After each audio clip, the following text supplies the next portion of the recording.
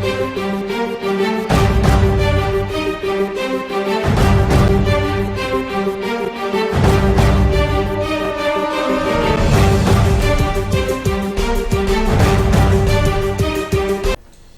evening to all of you, dear viewers. We are welcoming today Leon Amara Brooks. He's a businessman.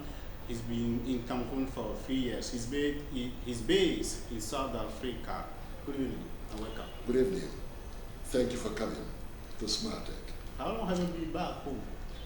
I've been around for 2 years, but at the same time traveling between South Africa and Cameroon. But globally, I might say about 2 years I've been home right now.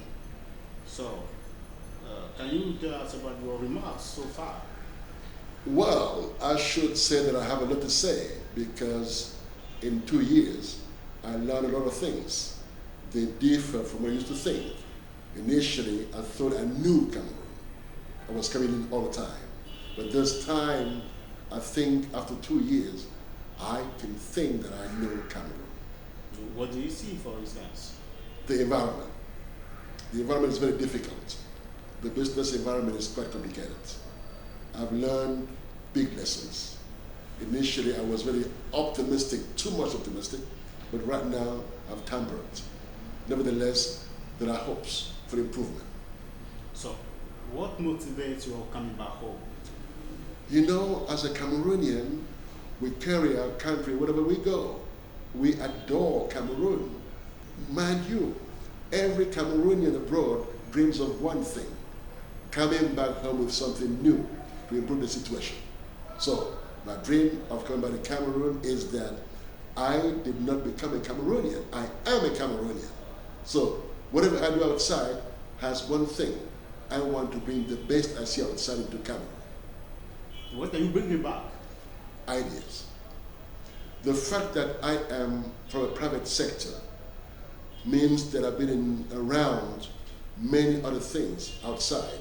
I've seen agriculture, I've seen construction, ITC, telecommunication, energy, you name it, you have it. Cameroon has it all. So staying abroad, facing challenges, I better come back home and build my country. All right. What do you think the diaspora can do to contribute to the development of the nation? Cameroon is a blessed country. You have Cameroonians all over the world. To the US, Canada, Belgium, France, Germany, South Africa, India. You'll be surprised to see that there are Cameroonians everywhere. So imagine a second that Cameroon were to bring back just a few, let's say 30% of the Cameroon abroad. What they could do would be wonderful because you have geniuses, Cameroonian geniuses outside. What needs to be brought in is a proper environment. You'll be surprised at what it can do. You have decided to come back home. Are you welcome? To be honest with you, it is not easy. I've tried several times. In fact, I almost went back several times because of the environment, the culture of failure, the corruption in administration, the weight of the family on you, the pressure you go through. Sometimes this would discourage you. But as a man, you call a man because you can face challenges. So, am I welcome? Yes, I am. And if no one welcomes me, I will come back because I did not become a Cameroonian. I am a Cameroonian. As a result, this country is our country. Both Anglophones, Francophones, we have one thing in common, it is Cameroon. So we all have to come back to Cameroon with ideas to contribute to the development of this country. You talk about certain difficulties that you have been facing, among them corruption. Corruption is today such a canker for Cameroon. What do you think the nation can do? I don't know. Corruption is right in the country. I regret to say so, but the truth be said, it is sad that such a beautiful nation would face this cancer. What can we do? I look at the salaries. You don't want to have a PhD holder to earn $500. A PhD holder earning $500. This is impossible to survive on. The same PhD holder, I would say, will earn 10 times that. Cameroonians who earn $10,000 in the US in their field would not come back to Cameroon to earn $500. Let's be honest about this. The salary in Cameroon is a problem. And this is because of the IMF, World Bank. The policies implemented in Cameroon are not good. And anyone in his right mind will tell you, you can't develop a nation having the World Bank and the IMF in your country. It doesn't work anywhere.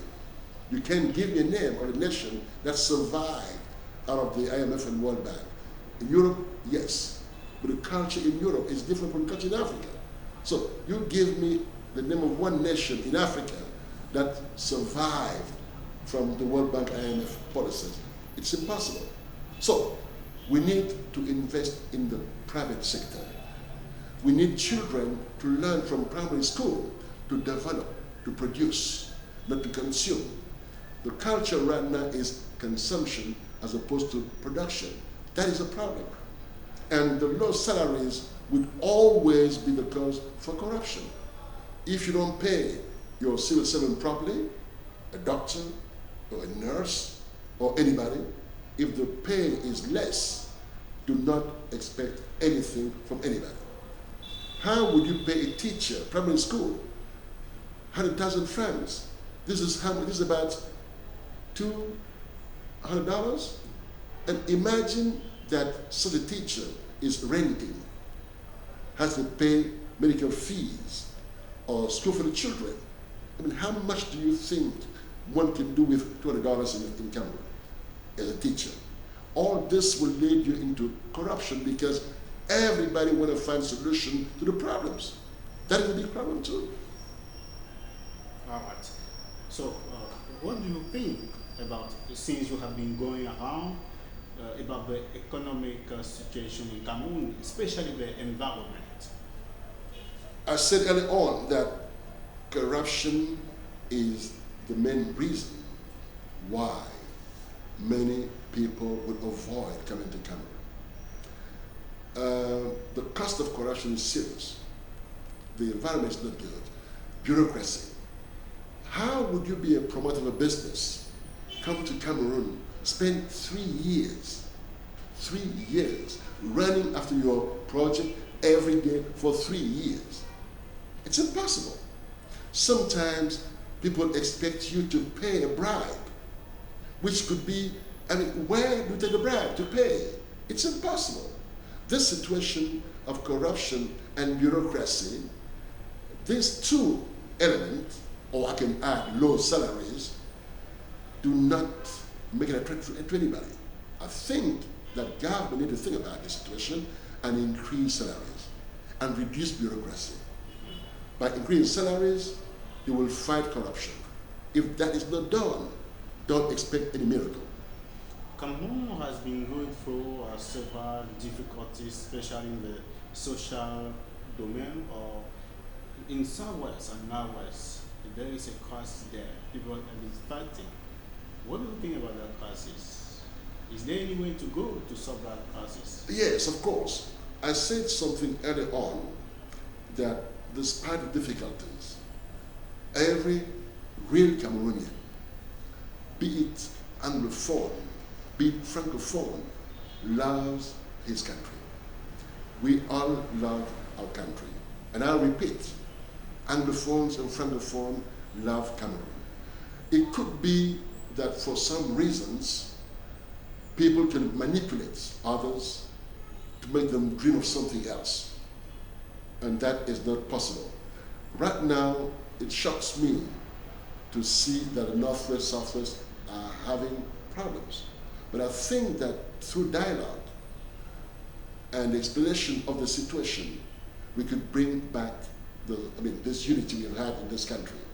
I believe sincerely that nobody wants to see this war going on. And I have come to sometimes question, it might not be correct.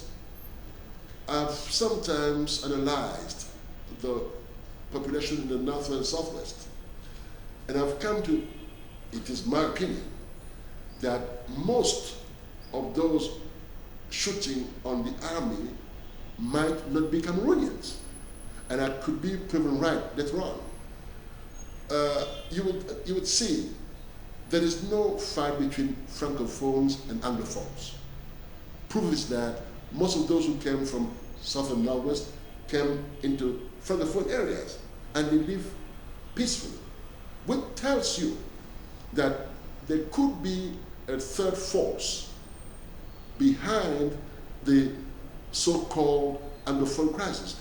I don't believe, I see my brothers, whom I know very well, okay?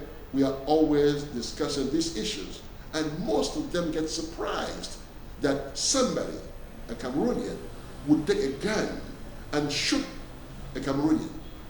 This, for me, shows that I could be wrong. No real Cameroonian would take a gun and shoot a Cameroonian.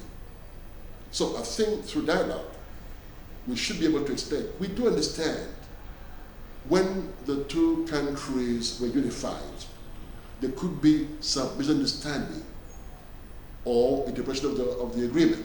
But altogether, you can see on both sides, we have the same tribes.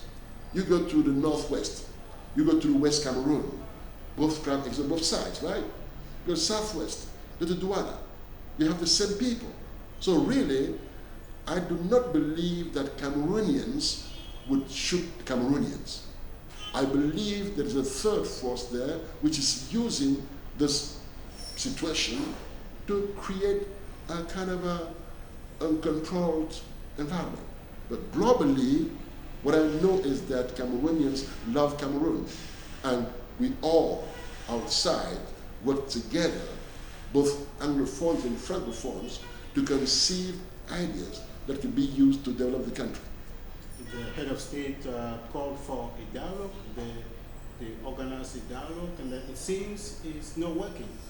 This is why I am saying that I do not believe that what the shooting going on in southwest or northwest would be the work of Cameroonians, because the dialogue proved beyond the doubt that Cameroonians wanted to talk to one another. And the change is happening lately with a special, status of both regions. This tells you that deep down inside each Cameroonian, they want to find a solution through dialogues. And I believe that the process going on right now will lead to unifying our country. And I insist again that I doubt that any Cameroonian, real Cameroonian, be he Anglophone, be he Francophone, would really take a weapon and shoot a Cameroonian. There should be something in there that must be investigated. Okay. Are you interested about the current political situation? We are now campaigning for the June election. You see something out there showing that there is an election going on in the fall for candidate? Look, I am used to seeing elections in many countries, and I have to learn to understand the way we run politics in Cameroon. I see a campaign going on, and I see many parties. We have, is it 58 parties going on? Is it 35? Yeah, more than 45. So the question is, what do you do with 50 parties in the country, 25 million people? I would think, if I were a politician, I would propose something very simple. We create 10,000 parties at the top. 10,000. Could be whatever it is. But you progress in a triangle whereby at the end you have maximum 4 parties. You understand? The top is going to be anything. 100,000 parties, okay. But as the elections go, only 4 parties are allowed. What does that mean? In each party, there must be either the chairman is francophone and the vice chairman is anglophone, or the chairman is anglophone and the vice chairman is francophone. So we have a provision in there that when that party has won the election on the first mandate, okay, either the francophone runs, but then after that, the anglophone is supported to run. I'll tell you one thing. I imagine what Cameroon would be if we have tried both systems. I mean, we have tried the French system so far, Jacobinist. I am sure that by having also an anglophone as a president would help resolve the problems, in the sense that anglophones have a way of developing business. The culture of the anglophone is business, production, okay?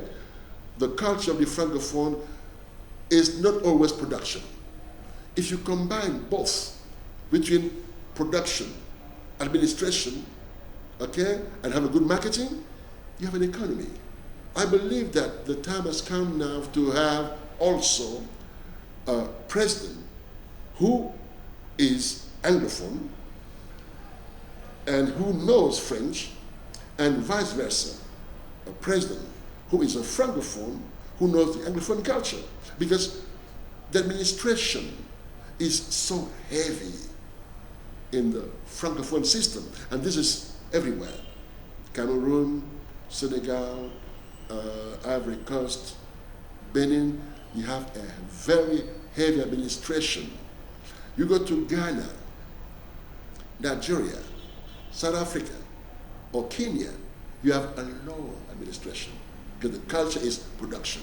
I think that Cameroon would have to learn to go into production, and that requires to redefine, okay, the environment, the educational system.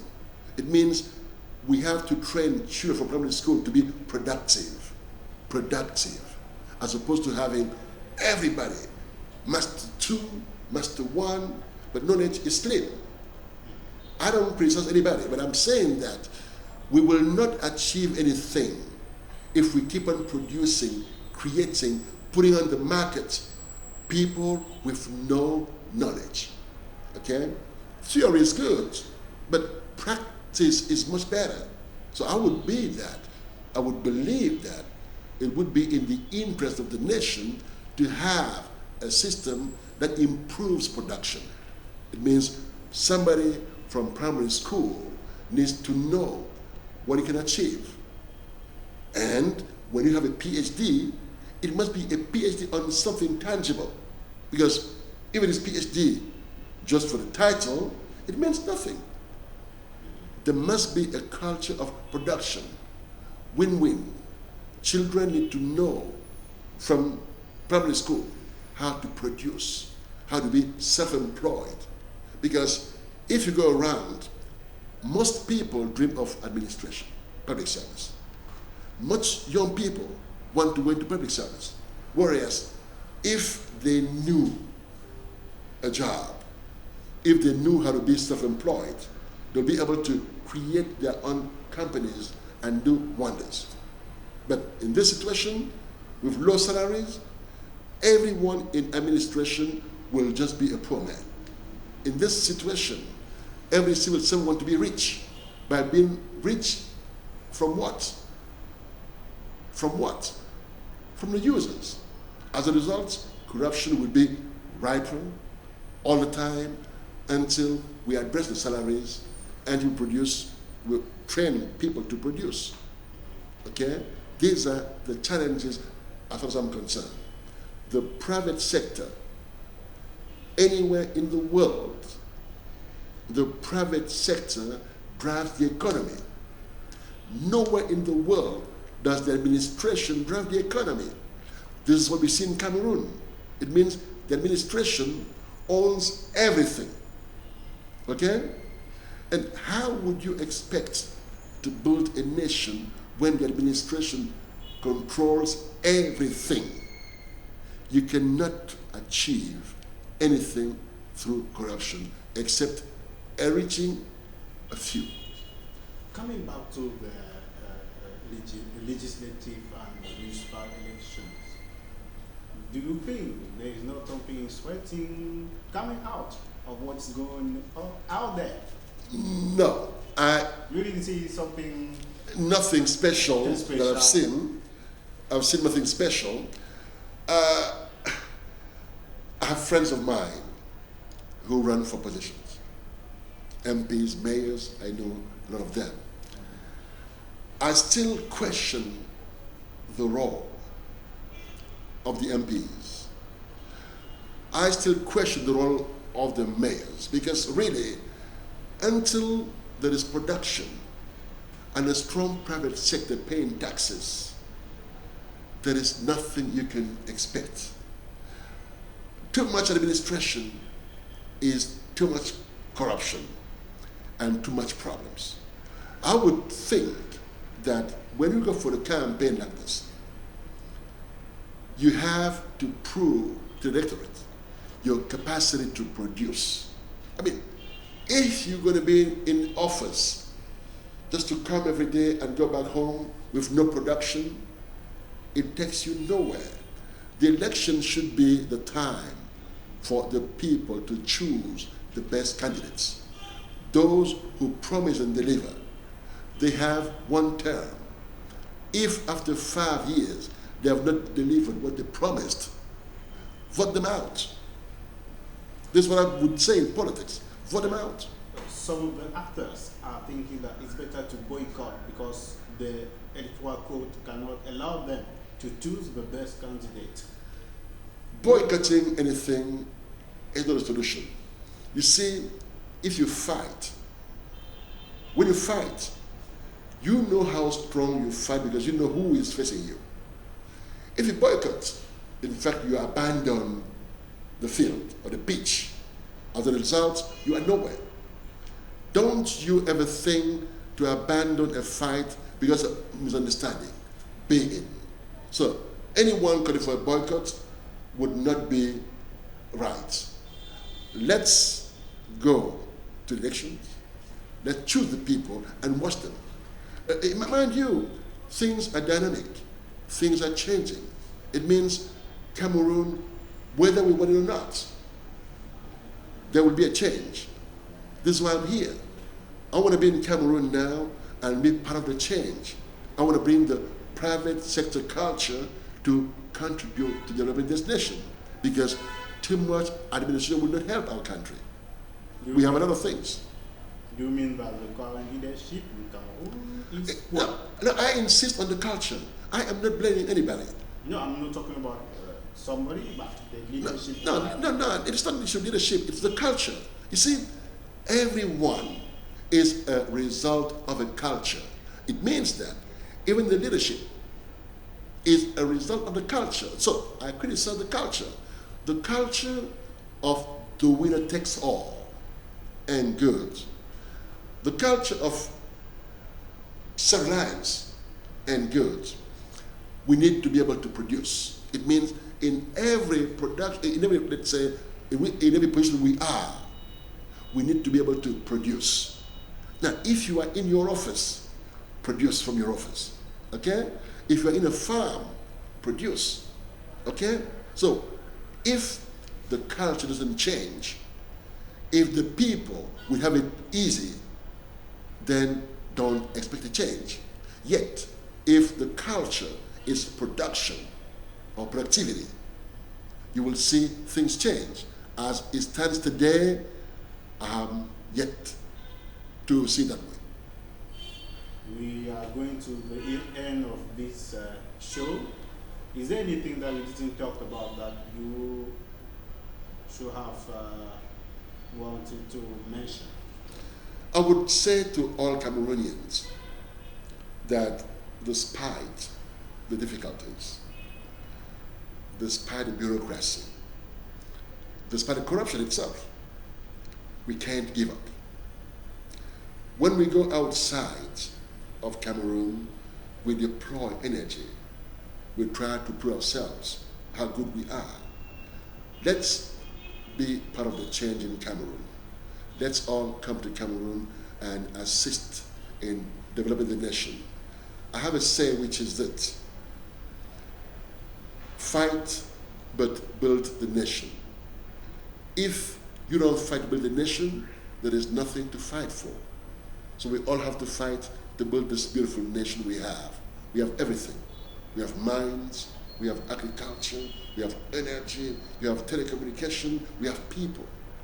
So let's galvanize all Cameroonian abroad, diaspora, to come back home and for us, all of us, to contribute to developing Cameroon. I think this is my message to all Cameroonians. Thank you. Thank you.